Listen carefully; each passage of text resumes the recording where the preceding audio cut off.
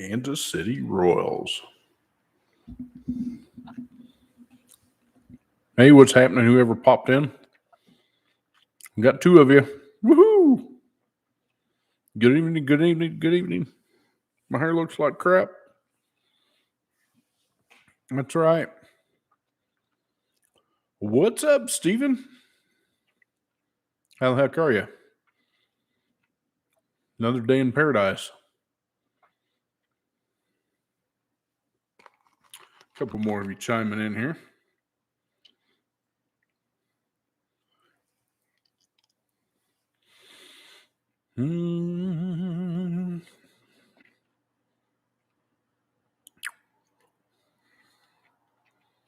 I'm fantastic.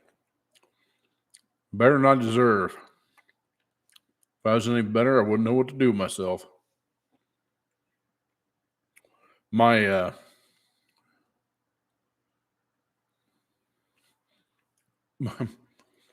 the wife and I were just discussing this earlier. So down here in Florida, when you trick or treat, they're doing it today.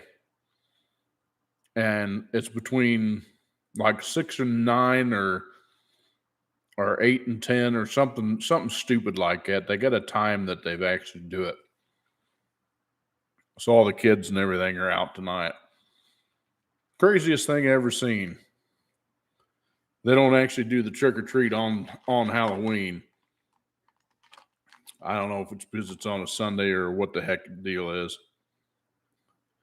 Hey, what's going on, Doc? I'm great. Man, the weather here today was just absolutely beautiful. Windier and all get out, but man, it was cool. In fact, I had a thermal on most of the day. I was outside. I was actually cleaning up my camper.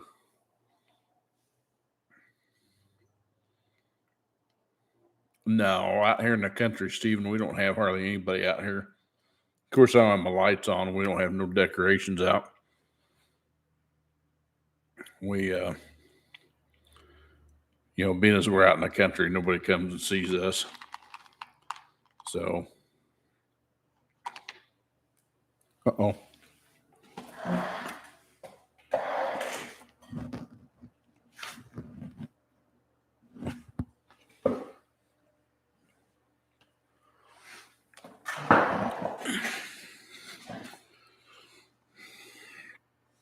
Chocolate for a dog would not be a good idea. I'm eating little chocolate chips.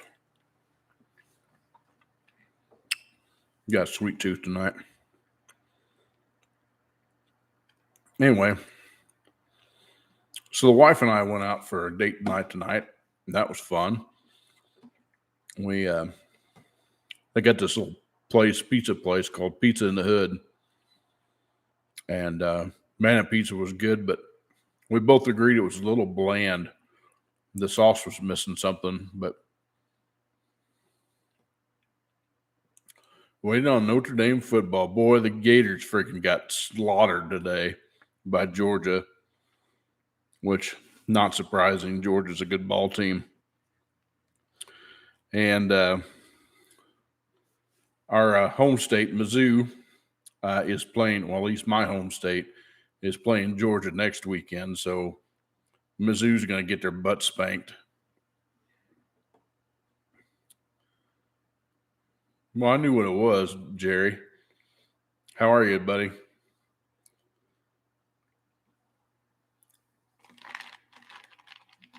But anyway, we got done with that, and then we went and played. They got a new putt-putt course here in town, in our little town here. And so we went and played putt-putt. That was pretty fun. I haven't played putt-putt in forever. I didn't do too bad.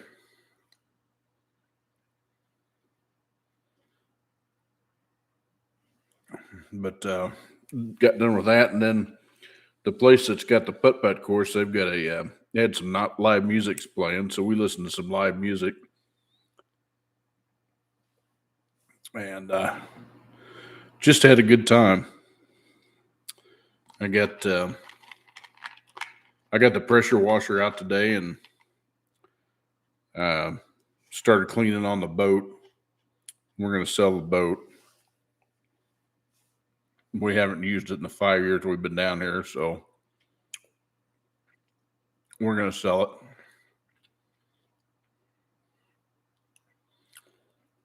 And so I started cleaning on the camper too and pressure washed it. Now the shoulder's talking to me. My legs feel like rubber bands because I was up and down that ladder. Wish I had some scaffolding, but it didn't work that way. I had one more to get cleaned up, and I didn't get there. I want to clean up. I got a little Mercury Sable back there, Charlie Brown, and I'm going to sell him too. Try to free up some money to repair my camper the best I can.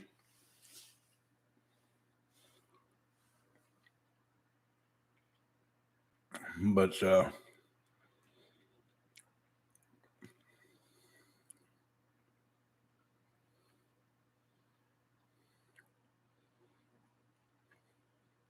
yeah, I've been getting a kick out of those, Jerry. I've been watching them. Yeah, right? Man, that infuriated me when I seen that and I heard it. And I'm like, are you flipping kidding me? I was at work, man. I was like, I can't believe this. That's the biggest bunch of bull crap. Almost $500,000 that we, the taxpayers, are paying for. Yeah, that's a whole load of crap right there. Man, just when you think it can't get any worse, it just keeps going.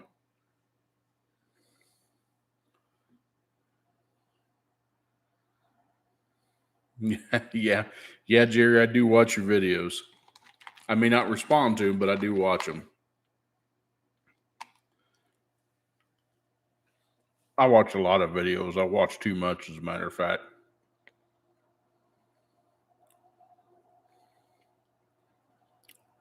Stephen, the powers that be are coming up with this plan for any of the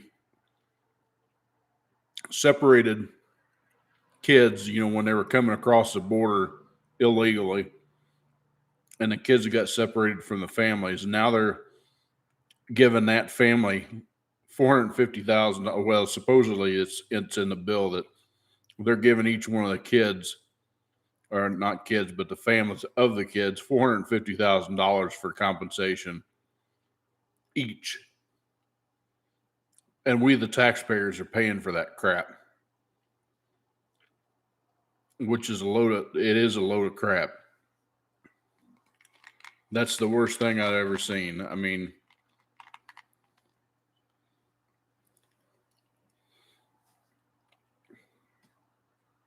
Jerry, it cooled off down here in Florida too. I mean, it was maybe 68 today, which is kind of cool for Florida, but it's good fall weather. I think it's supposed to get down upper 50s, maybe 40s tonight down here.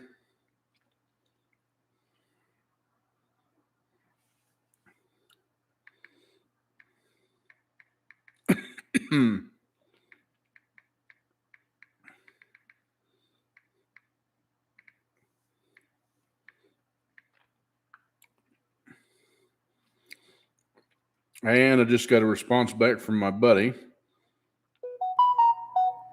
So I'm going to be going down and looking at this cab for old Bertha, see what kind of shape it's in. And see if it's going to be something worthwhile.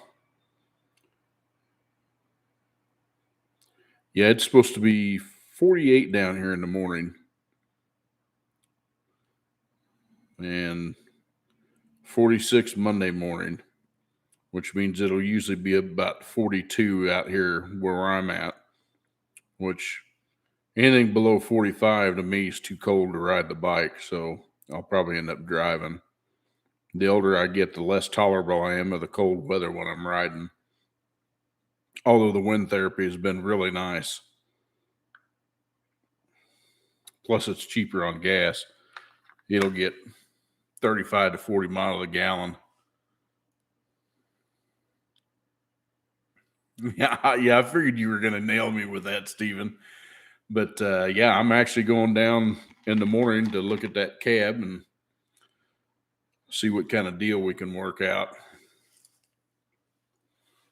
I'm just not looking forward to replacing it because that's a huge job. I'm sure my boss will let me use a couple of lifts at work, but still, man, that is a big job.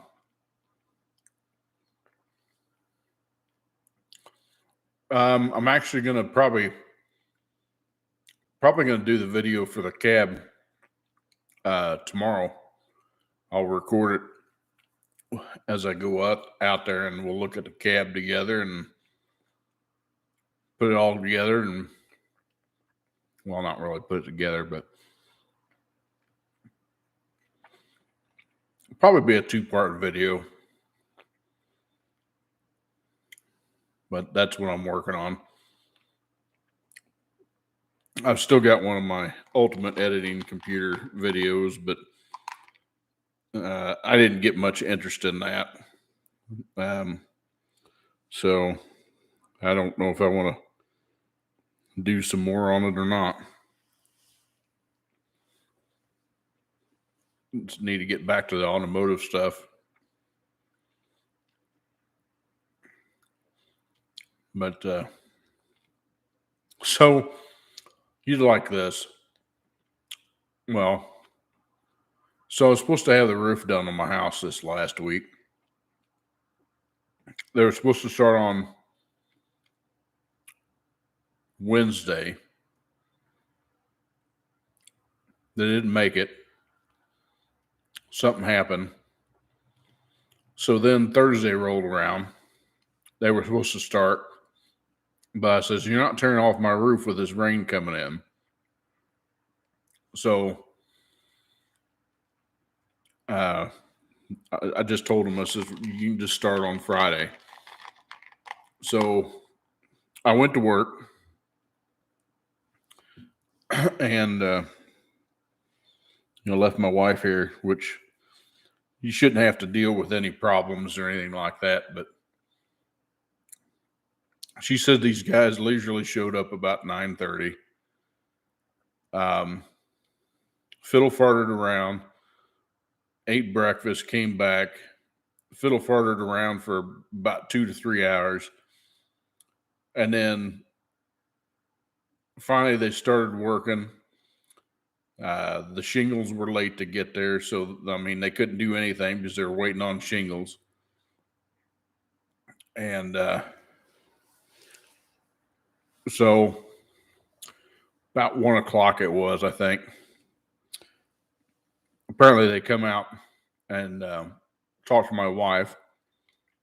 And he says, well, it's raining on us and we don't want to do anything more with the rain. So we're going to call it a day.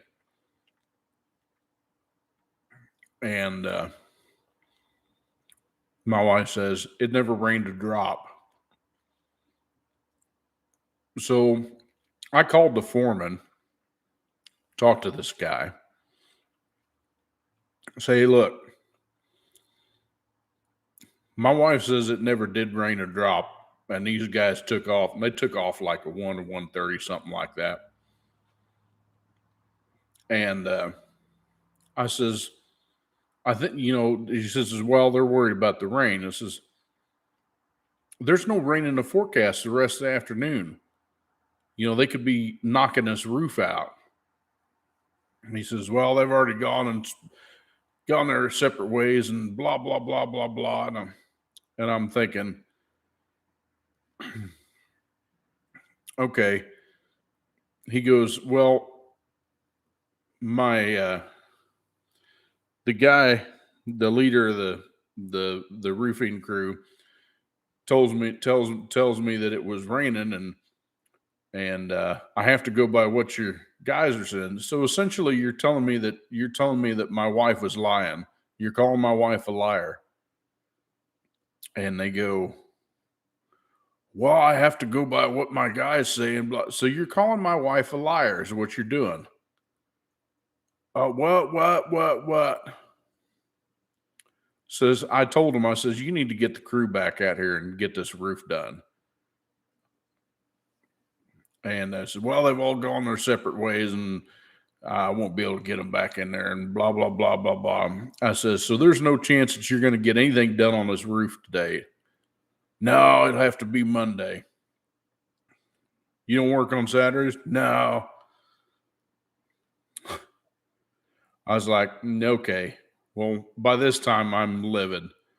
I've had enough of that crap and the fact that, you know, basically the guy lied to his foreman, saying it was raining, which it wasn't. And then his foreman telling me that he's going to stick up for his guys. Just to me, the bullshit-o-meter is off the chart.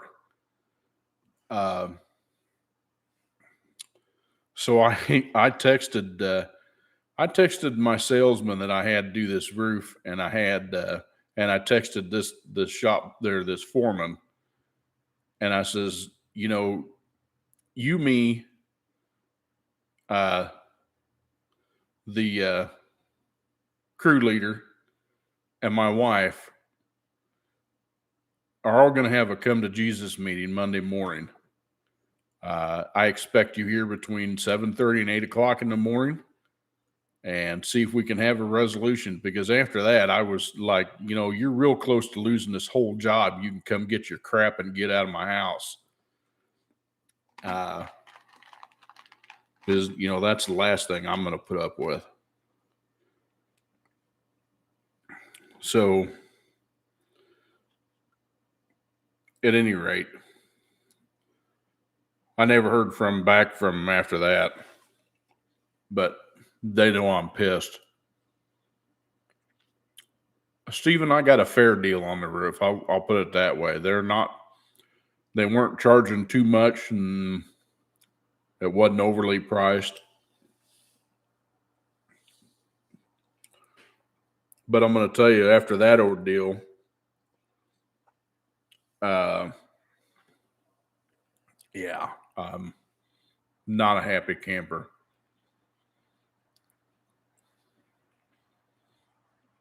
And that's a load of crap. That's just, to me, that's real unprofessional.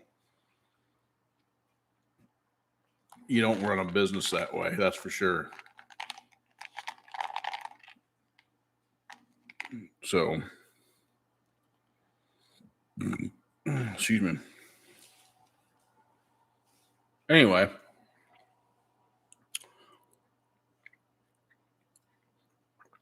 enough of that and on to something else. So,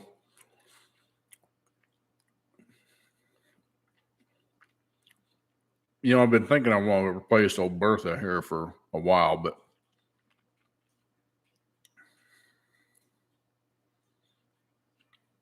yeah, Steven, I mean, maybe so, but call me old fashioned, but you know, the two things that's important when you're doing, you know, business deal like this is communication for one. Communication should be number one. And don't fill my wife full of bullshit because I'm not there to watch over you. You know, I'm irritated the fact that you know, to me, I think she was getting taken advantage of because I wasn't there. And that just utterly pisses me off.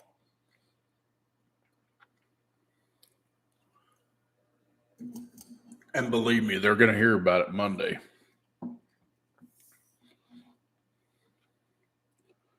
because they're not getting a good review from me.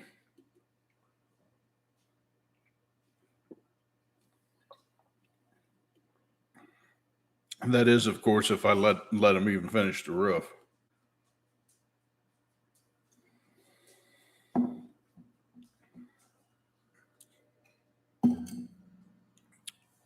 But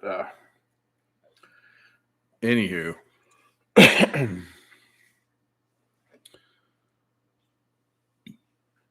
so I could tell you a transmission story.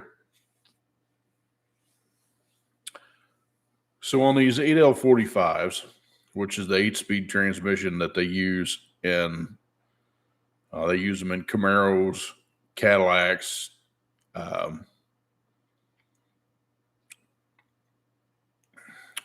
Colorados, the GMC Canyons. Anyway, certain years like 2017, they had a bad problem with the harsh 5/4 downshift, like slowing down. And it would also do it in, a couple other gears. I worked with GM Engineering on one here about 6 months ago. And I had two of these trucks that was doing almost the same thing. And one of them was a 17, one of them was an 18. Well, the 18 one, they just had me put a valve body in it. The 17, however, they had me replace the whole, they called it a triple clutch assembly, even though it's only got 2 clutches in there. And they wanted me to measure clutch pack clearance and, set it up in the middle of the road. So I did exactly that. And put everything back together and drove the thing, and holy cow, did it make a huge difference. Shifted like butter. Well, the 18, they had me put a valve body in, do a fast learn on it, and go drive it, and that seemed to fix it. Well, that truck came back. The 18 did. And so I was like, well, it needs the same thing that I did on the 17. So I started ordering the parts. And of course, I'm getting calls left and right. Those parts don't fit as an 18, blah, blah, blah, blah, blah. It says that's the update that they're telling me to use. And, excuse me. That pizza was good, but boy, it's just giving me heartburn. Anyway, so I get the thing. I get a call from engineering Friday, and they say, hey, look, we know we've got an issue with this thing. We want you to do this instead.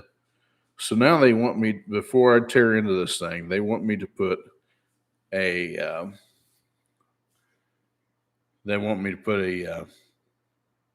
mass airflow sensor on it and a MAP sensor. Do the fast learn on it and then go to the drive learn and see if that doesn't fix the problem. And I'm just thinking, I don't think it's going to have anything to do with it. But, Beatus Engineering said do this, it's okay. And I'm just thinking, if I don't use any of them other parts, my parts department's going to have a come apart because I ordered all them freaking pieces. And I'll have trouble using them on another car unless I get another 17 Colorado in. But they're getting to the point where they're just about out of powertrain if they're 17. So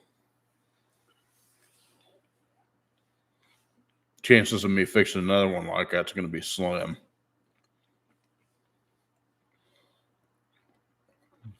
So these freaking cars, guys, I'm telling you, everything's got to be so. It definitely ain't like the old days.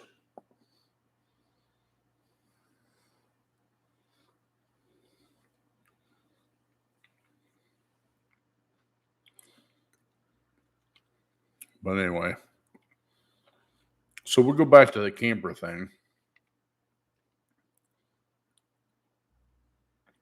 I started by cleaning it. I still need to wash it. I just blew it off with the pressure washer and got some of the grime and crap off of it. Still need to wash it by hand. And then it needs to be polished. Oh, the last video I showed you, I got that polish from that place. Man, that stuff is awesome. It works so good. Yeah, I mean to tell you, it's not really, that wasn't a wax, so to speak. It was it was like a cut and polish.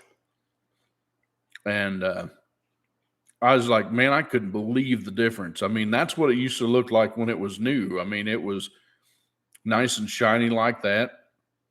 I mean, that was like awesome. So the story is on the camper as I'd like to replace it, but well, it's a liquid, Stephen. But yeah, it's like a polishing with, it's like a fine cut or something like that. It'd probably be equivalent to something like Meguiar's, only this stuff is, it's awesome. It was worth the money I spent for the bottle, that's for sure. Takes a little time with a buffer to cut it through, but you can tell when it starts to get clean, because then the buffer doesn't stick as bad.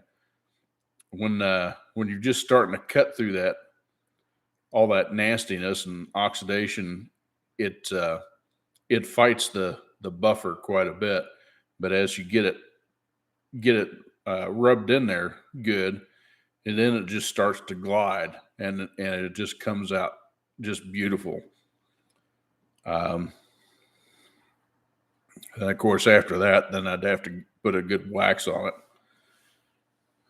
But I'd love to get the decals off of it, because they're just trashed.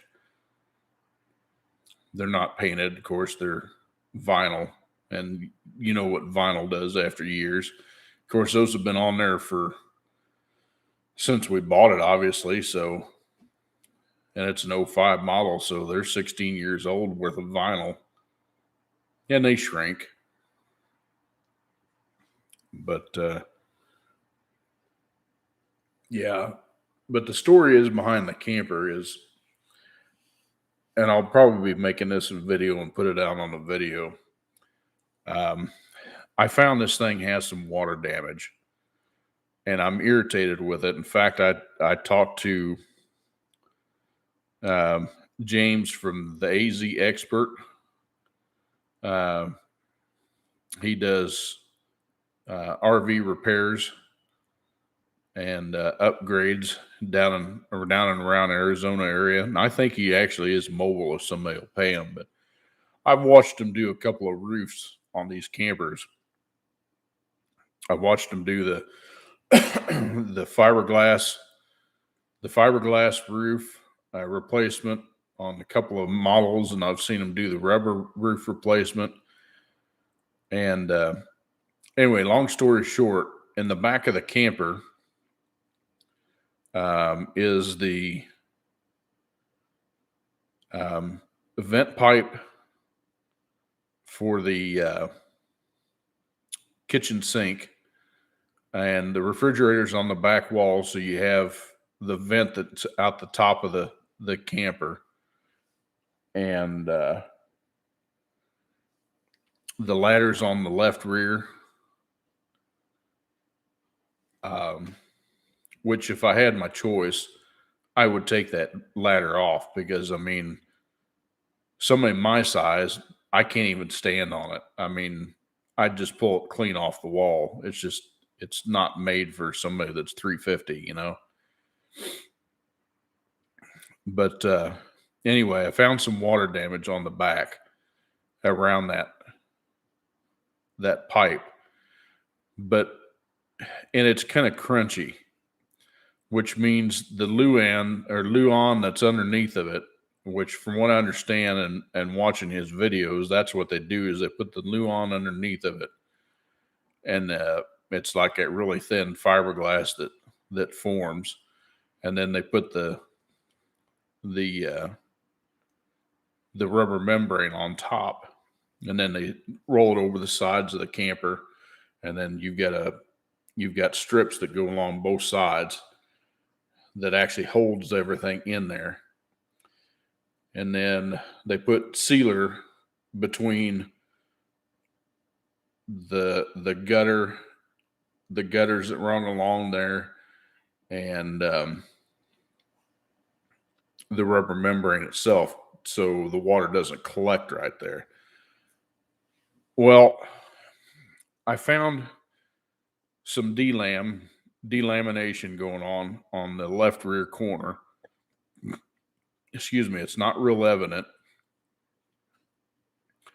but I looked at all the sealant around all the stuff that's on top, and around that spot that's got the delam going on, and I can't see any broken sealant, or places where I could get water underneath of it. And like I said, it's kind of sunk in around that vent pipe in the rear. And I don't think that's normal.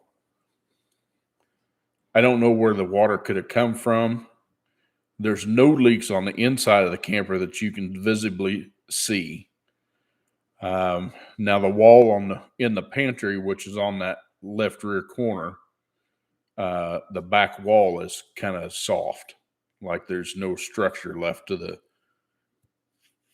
paneling that's there.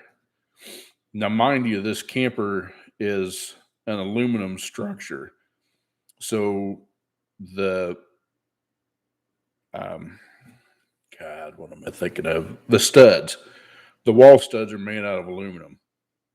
So the whole thing's aluminum, and it's bolted to the floor and so on and so forth. So technically the walls could never rot out. I mean, because they've got an aluminum structure. Now, as far as the roof is concerned, I seem to remember it's made out of aluminum also, but I could be wrong, and it could be wood, but it doesn't make sense to me if it is.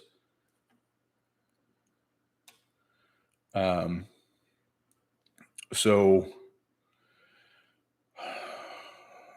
anyway, once I seen that, I was like, we probably just ought to retire this and go on. But in the same instance, we don't have money to replace it. It's not leaking on the inside, so we might as well try to use it and just kind of patch what we can. No, the water lines on this thing are buried. Well, they're on the underbelly, basically. So it wasn't leaking there. The water's definitely come from up top, but my dilemma is this. I'm wondering if that water leak was there when they replaced that rubber membrane roof and they didn't say anything about it, and they laid that new roof on top of that water damage.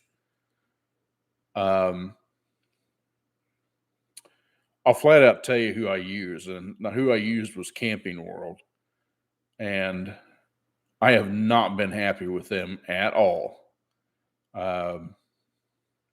Of course, they know that I can't get up there and look at stuff as easily as they can, but I'm going to have to find a way to get up there, and I'm going to have the wife help me and see what we can knock out together. I was up there washing it today. I noticed that I do need to put some new, they call this stuff called Dicor, and Dicor is a self-leveling sealant that works with rubber and fiberglass. It's not something you can use on aluminum because it won't stick to it. But they use it for rubber. Well, I say that around aluminum, but they use it around all the oh crap. by God.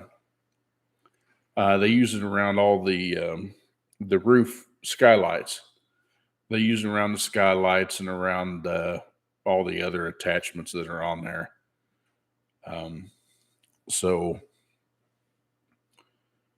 they do have a special stuff made for using on metal, like metal or aluminum roofs, and it's actually a self-leveling silicone. Dicor is something completely different. But anyway, I'm skeptical if they did the roof correctly, is what I was getting at. And of course, it's been so long now. This happened. The roof got damaged back in November of 17, and they replaced it in January of 18. So it's been, God, it's been almost 4 years already. So I don't have any recourse on it. I mean, there's a couple of companies down here that do that kind of repair, but man, I can't think of how much it costs. So I'm kind of in a dilemma.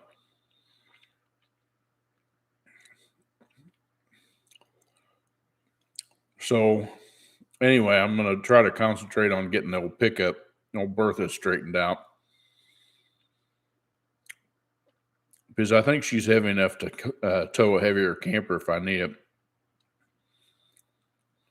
And there is some, I've been doing some studying on GCWRs, gross combined weight rating, and so on and so forth. And for that old truck with mine with the 8100 in it and the 410s in it, which is what I've got, that truck is rated truck and trailer to be able to pull 22,000 pounds without any problem. I can attest that I have had 21,000 pounds on that truck and it doesn't flinch. I mean, granted, it's no diesel, but that 8100 pulls it right on down the road. And, I can't, that thing has just been phenomenal. And there's only certain years of the Duramax that I would want if I was to replace it. And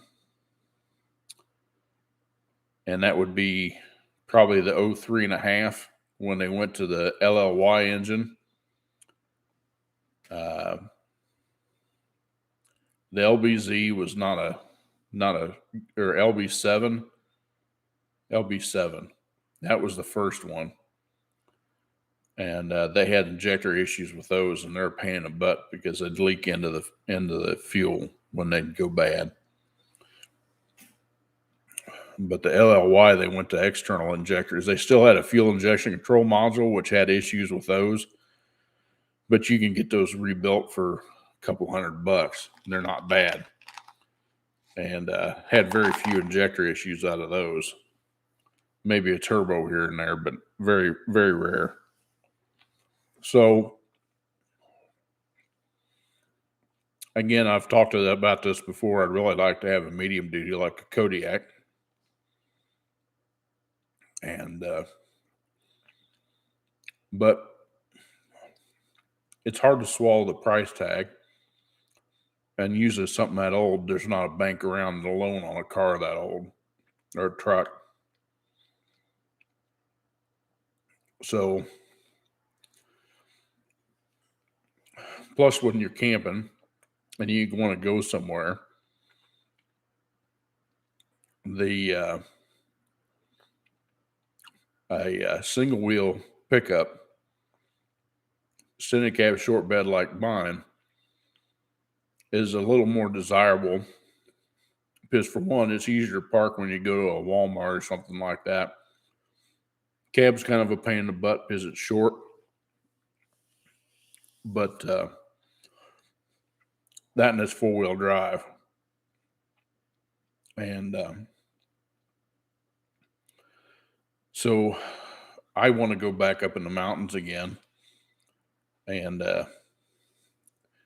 do some trail running with old Bertha. And you can't do that in a dually. Although I have found some pretty good deals on dualies. In fact, there's a guy down here down in Ocala, Florida here, that has got one for sale. It's an 01, first year for it. This thing is immaculate. I think it had 103,000, maybe. I've got it saved in my phone. I thought he sold it in like 3 days, but then I looked and he'd relisted it. It is a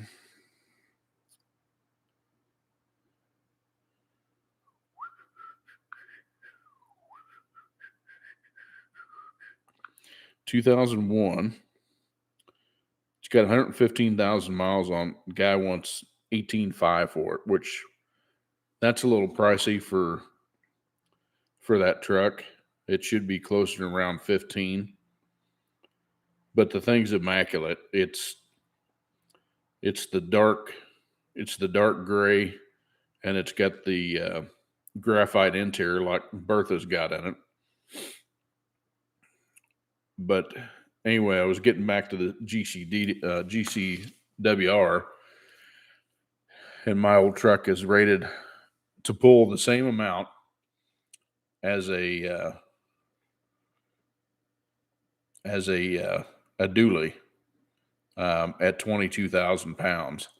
So I know the truck of mine weighs 6,800 pounds empty. So let's see, if you take that off of the 22,000, we'll basically say 7,000 minus the 22. So that leaves me 15,000 pounds that I could tow safely with the truck with no problem.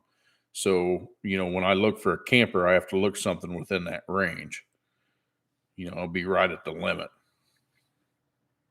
Love to have an 87, 88 K5 Blazer. Yeah, Steven, they are, but those are tough to find that don't have major cab rot going on, rockers and that kind of stuff. But man, they're good looking. They're a good looking dude, that's for sure. My accountant that I was using down here for a little bit, he's got one that he's been restoring. And it's pretty sharp.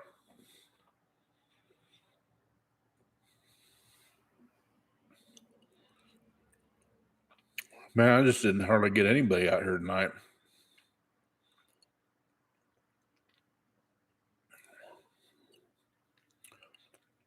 Either that or Doc's still out there. He's just being quiet.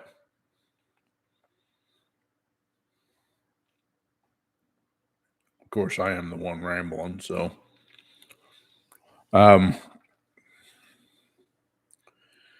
So, yeah, other than having to switch the cab over on old Bertha,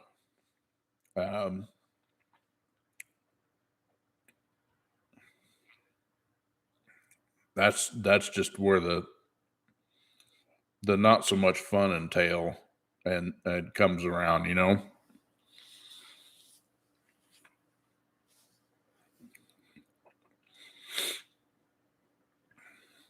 But I think that's probably the best way to go. I know it. I'd agree, but for rust and for keeping the rust out, that would probably be the best route to go. Especially if it came from down here in Florida, it's going to be in pretty nice shape.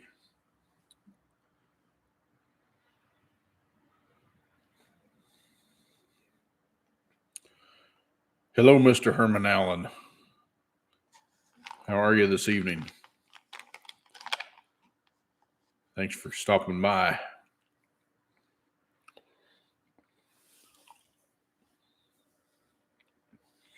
I am fantastical.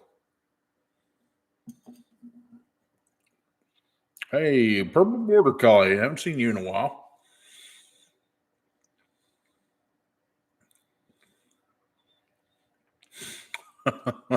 Yeah. Yeah. You know, I thought about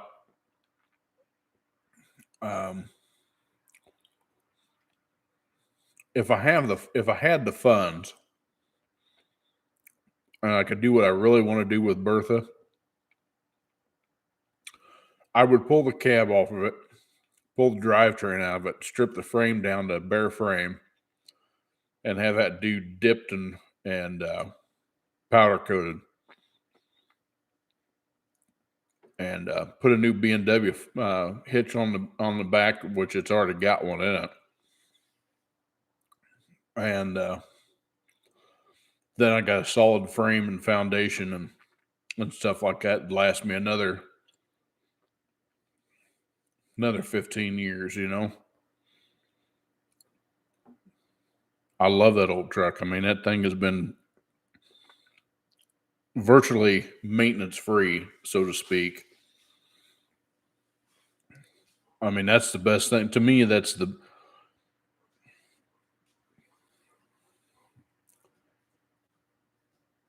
There's advantages to the diesel, and as far as I'm concerned, there's a huge advantage to the 8100. Very low maintenance. Herman, I don't play a lot of video games, that's for sure. I'm not a huge video game nut. I used to play a one when I was younger. It was one that came with one of the video cards I got. It was called Claw, and it was a pretty neat game. I don't know if I still got it or not, but at the time that I quit playing that, it was because the new something about the newer computer wouldn't run it for some reason.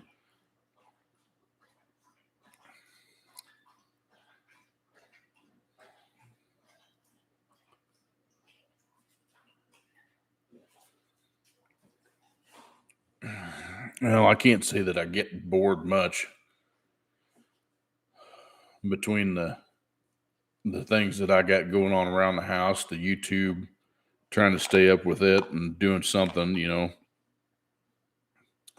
I don't get a lot of time, and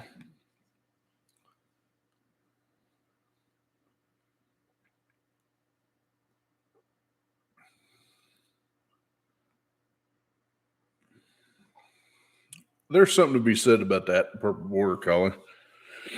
Sorry, I don't know your name, and I don't know that you want everybody to know it either, but that's fine. I appreciate it, Herman. What's up there, Mike? And the I had an '89 Silverado. It was a standard cab long bed pickup, and absolutely enjoyed that truck. It originally came from Iowa. I bought it when I was working at a dealership up in Missouri, and they had drove down and the transmission went out on this thing. And I offered the guy $200 for it, and he took it. And so I yeah, I understand, believe me. I bought this thing, and at the time, obviously, since that's what I was doing was transmissions. I pulled it out and went through it and fixed it all up and put it back in, and away I went. And that flipping truck, I hated to get rid of it, but I needed to.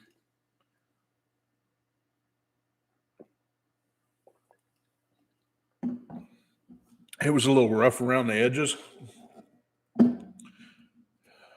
but the thing drove so nice. Oh, it drove nice. It was just a 2-wheel drive. Like I said, 2-wheel drive, standard cab long bed. And 350 automatic, had air, power windows, all that good jazz. Had just a regular old bench seat in it. Loved that truck. That truck was great. Like I said, it was rough around the edges, but it did exactly what I needed to do. So I wasn't disappointed at all. My dad had a 93 Chevrolet Silverado short bed with a 350 2-wheel drive. He loved that truck too. He ended up trading it in on a 99 Tahoe that I ordered him. And it was teal with a silver center. It was a 2-tone. And he really liked that truck. The Tahoe that he got was, of course, that 99 same body style. It was pewter. I hate pewter. And I'm not fond of goldish colored. I mean, they're kind of making a comeback, but anyway, my dad liked silver and pewters and that kind of stuff. In fact, the Honda Pilot that I've named Pops was my dad's. I inherited it when he passed away a couple years ago. And other than the color, that thing's pretty dang nice. I mean, I can't complain.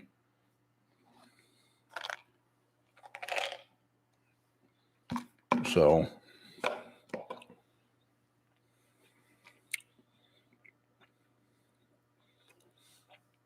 but yeah, I mean, if I did that, I'd want another pickup, so I'd have some way to haul the frame down to get it dipped and repowder coated, and then go back with, what I could afford to do new. It'd be golden, but I know that won't happen. And that's okay. Just as long as I can get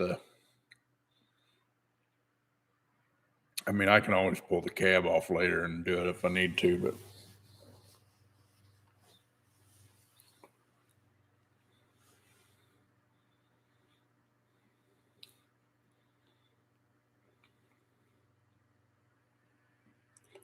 '81 Ram Charger, huh? I had a buddy in high school that had one of those. That thing was a mud machine. It had a 360 in it, carbureted 360, and man, that thing would go through the mud. I think it's just because they were so heavy.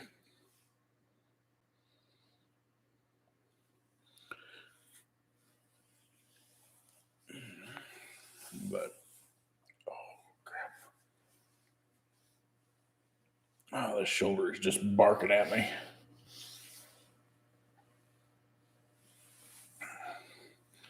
Holding that pressure wand up, spraying that camper off all day. Anywho, so I went to the eye doctor Thursday, it was, and they dilated my eyes, so I couldn't see anything the rest of the day. So when I got done, I just ended up coming back here to the house and letting my eyes return to normal because everything was still fuzzy. Needless to say, I got to get some different glasses. I was having trouble seeing out of the other ones anyway. And they said, because I had some high blood pressure, it was kind of screwing up my vision. But I was telling her I could see better without my glasses than I can with them. And so she went through the whole thing and says, well, you're going to need to go this way to be able to see 20/20 again. Says, okay. And it was a huge difference when she got me where I needed to go. So another added expense. Let's go, Brandon.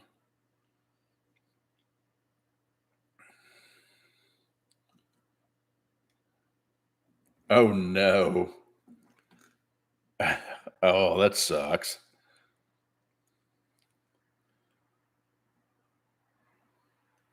Forgot to plug the ignition module in. Wow.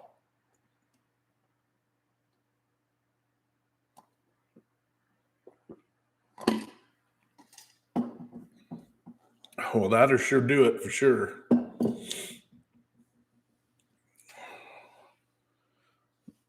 That will do it.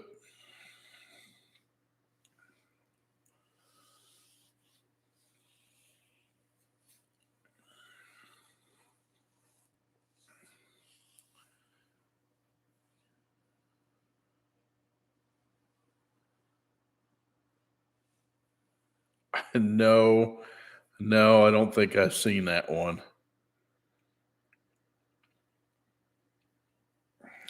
Here's my thought on climate change. Okay, so they're trying to push this Green New Deal BS where they want everybody to run these electric cars. And they're talking about climate change as far as the emissions and stuff that, and global warming and blah, blah, blah, and who to who to who. Okay, for one, what do you think's good? How do you think that they're going to create these electric cars? They're going to be a coal-fired something or other to, produce the electronics and the batteries and everything else that's required to make these electric cars. Number two, when these electric cars get to the end of their life cycle, you can't put them in the ground. They're considered a hazardous waste as far as the battery is concerned. Once that battery has expired, and there's not a soul in the world that's going to pay for that. Number three, you may have an electric vehicle, but guess what? It still has to be cooled. So you're still going to have heat transfer from something that produces heat and everything else into the atmosphere, into the air, hence global warming. Excuse me. Good Lord. So how are these? We already got it, and we already got an infrastructure that can't support itself, let alone the extra power that would require to put all these charging stations in and blah blah and it's not sustainable. It really is not.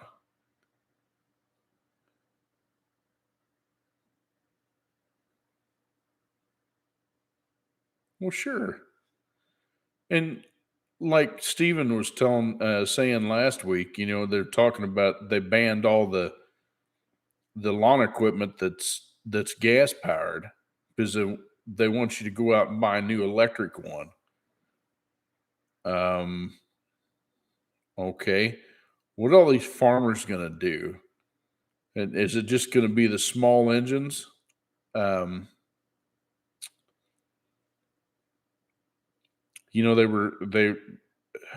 were talking about on Fox News about the energy deal and the fact that we're having to outsource our energy requirements to make everything work.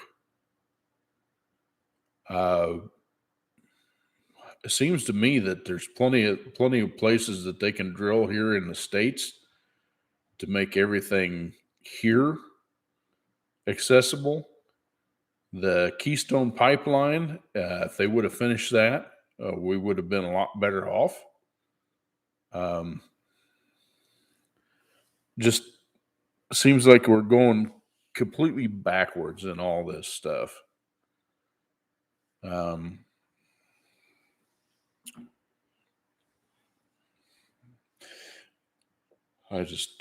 don't get it. I don't get it.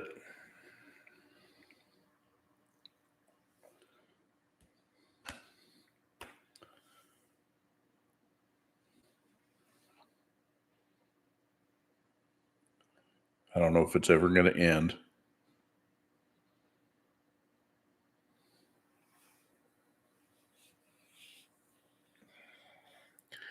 You know, it's stressing me out, stressing a lot of the country out. You know, people are starting to stand up to see, hey, look, a lot of this crap is not right. And they're right. It's not.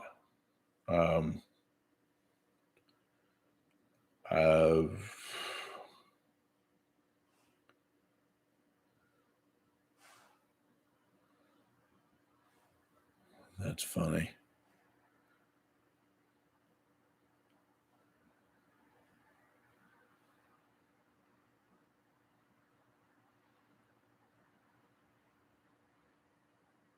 Yeah, that's pretty ignorant. But you know, they're talking about all those. You know, to me, it's an opportune time. Well, I would say, except for the way they're trying to tax everything. But you know, they got all these container ships sitting out in the ocean. They can't unload them in the states because the shortage of truck drivers. Bull crap. There's no shortage. The mandates and people are said no. That's enough. In fact, my cousin, on my mom's side, she happened to call my mom and say, "Hey, my blood pressure's been up and I'm in the hospital." And her blood pressure was 191 over like 109. I'm like, holy cow. And so I asked mom, I says, hey, look, did she get both of her jabs, or did she get jabbed? And she goes, yeah, she's had that one and she's had a booster. I'm like, oh, Lordy, I hope it's not true. Because there's stories rolling around that, you know, I don't have much bearing, but you know what they do is they cause enlarged hearts and cause excess fluid build up around the heart. And you know what's bad is I can't point that out to my mom. I love her to death, but I can't point it out to her because it just starts an argument between the two of us. And she is so gung ho for this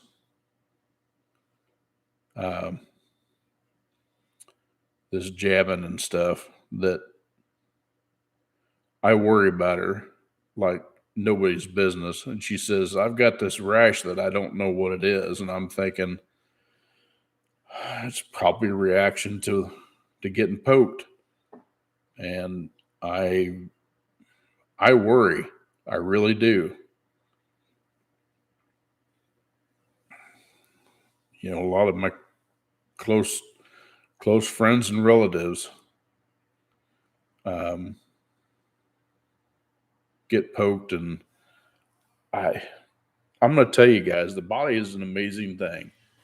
The body has the ability to fight off just about everything. The biggest thing that you got to do is you got to beat. I can't tell you about nutrition. Look at my size. I've always been this size. But the biggest thing that I do know that I try to eat good stuff that's free from excess stuff, and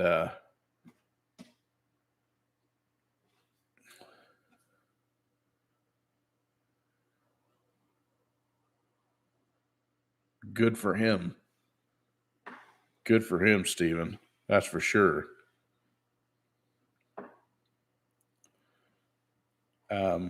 But the body has the ability to fight off just about anything that can be thrown at it.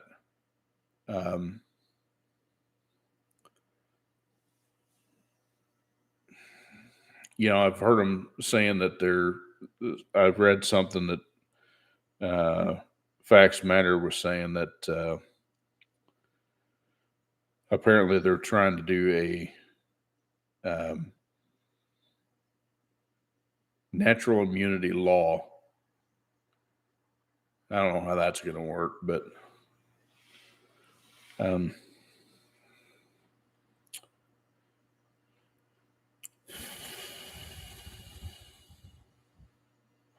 I got to quit talking about this stuff, y'all. It gets me discouraged.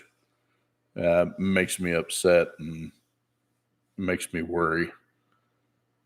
I mean, I don't know why I'm worrying about it. It's not in my hands anyway.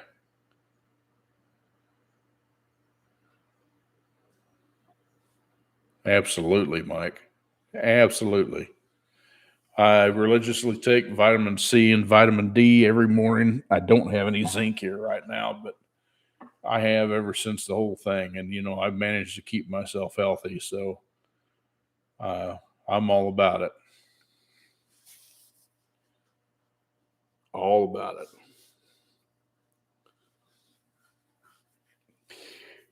Oh, excuse me.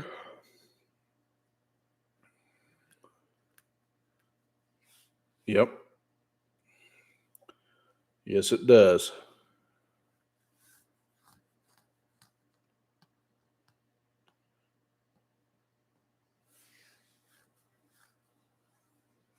Yeah, unfortunately, Stephen, I can't drink orange juice anymore because it makes my blood sugar go absolutely nuts. I mean, it'll just freaking skyrocket. In fact, I didn't drink any today, but it would have been nice to have some this afternoon when I was out there working. I was like, man, I'm getting freaking lightheaded and stuff. And I came in here and checked my blood sugar, and it was like 83, which that's low for me. That's low. And so I had a couple of chips, and then a couple of hours later, excuse me, before we went out to dinner, I checked it again. It was like 107, which that's fine. That's in the normal range, but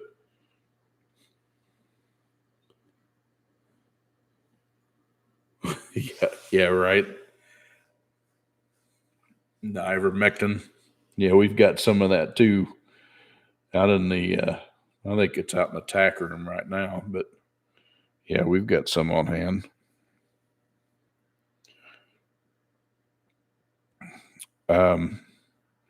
There was an interesting video that I watched here not long ago, and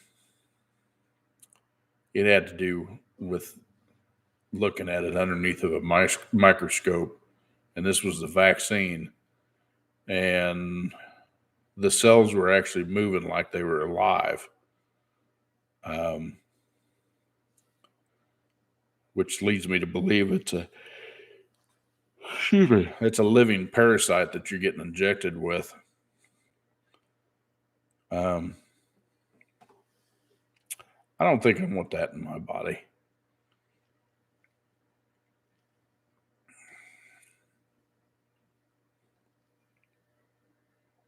Anyway, we got to stop talking about that, or they're gonna kick me off.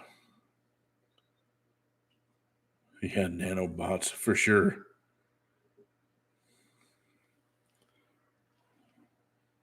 I wouldn't put it past them. I mean, the technology's there.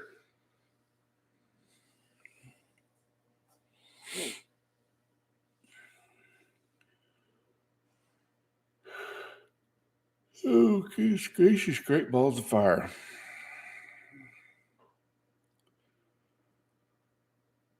Well, so what do y'all want to talk about? Anything good? Well, anything at all, actually. Don't matter to me either way, but those old Smitty's are getting pretty tired, so I'm not gonna be able to keep my eyes open much longer. But if you got something you want to ask me, go right ahead. And thank you for the ones that have hit the thumbs up button. I appreciate it.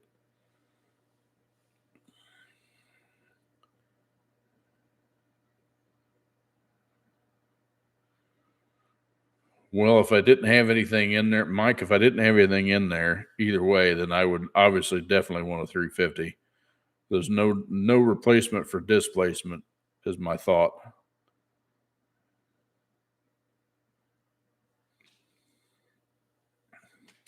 Stephen, no, I'm not at a stopping point. Like I said, I went and pressure washed it today. So I'm going to try to shoot a video on it again tomorrow and show you what I'm working on. And I'll probably start on that on repairing that. Oh lordy, the pin box area that's coming apart. So I'll probably get started on that and get that piece replaced and make it look all purty again.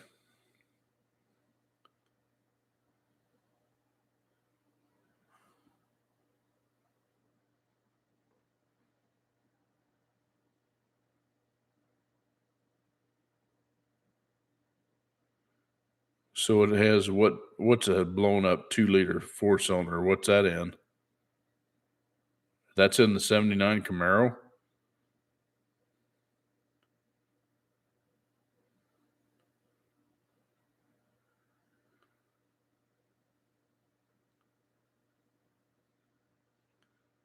Only reason why I say that is they're putting a freaking turbo 4-cylinder in these. Wow, that's odd. But they're putting a turbo 4-cylinder in these new Camaros, and they are no slouch. Them dudes run pretty dang good. It's a 2-liter 4-cylinder turbo, and them dudes will scoot right on down the road. That's pretty impressive, considering it makes more power out of that 2-liter 4-cylinder than the original 305 did that came out in the Z28 back in, well, any of them actually, 82. They make more power than the 350 did, if I'm not mistaken. I don't remember exactly what the power output is, but they are definitely impressive. One thing I have not seen is I haven't seen you be able to get a manual transmission behind that turbo 4-cylinder. Now you can get it behind the 3.6 liter, and obviously behind the 6.2, you can still get. I think you can still get a no. I think when they went to the 10 speeds in 19, I think they dropped the 6-speed manual.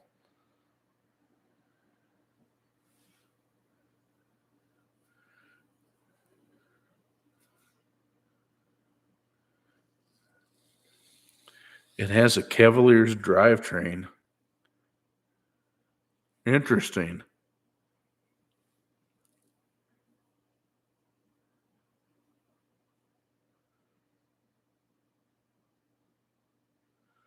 Well, if it had an engine out of a Cavalier, that would probably be a 2.2 liter Ecotec.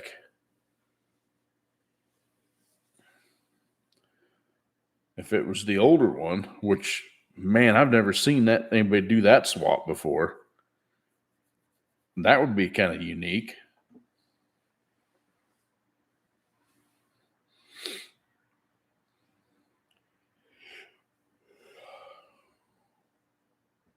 Ouch.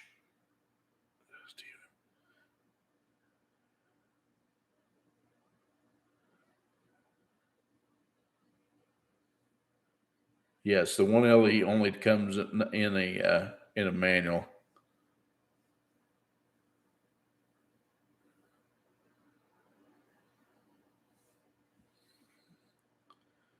A Z24 5. How do they do that? How are they mounting?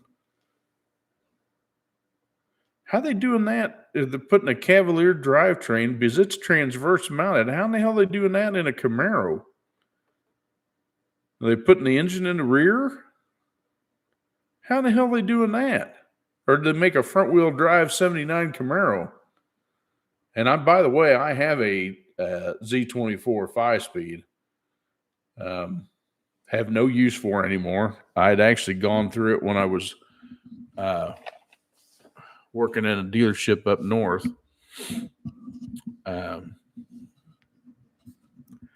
It's never had oil put back in it since I've repaired it, other than the assembly lube. And it's actually a Jet-Drag 5-speed. And those Z24s, they had two transmissions they used. They used an Isuzu 5-speed. They used it up until 2000, I think it was, or 99 was the last year they used it. And then in 2000, they went to the Jet-Drag 5-speed.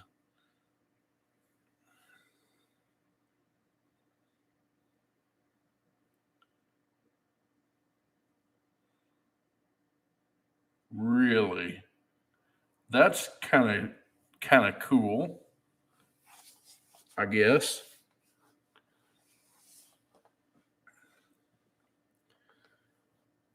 But on those 5-speeds that they used in those Z24s, I've had both.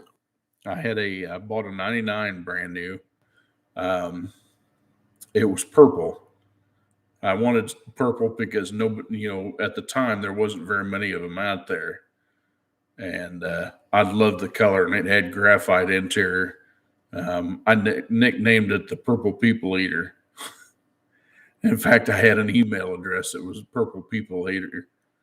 So, and when I bought a house, I traded it and bought a 87 GMC pickup because I needed a pickup to move, house supplies and everything else around. But then later on down the road, I bought another Z24, bought a 2001. It was just white with a sunroof, and it was a 5-speed. And I'm going to tell you that 98 that I had shifted so much better, and it actually got better gas mileage than my 2001 did.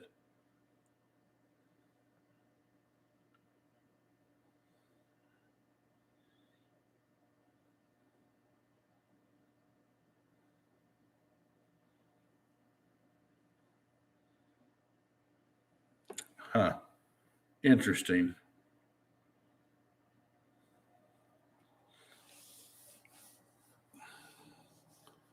Interesting for sure.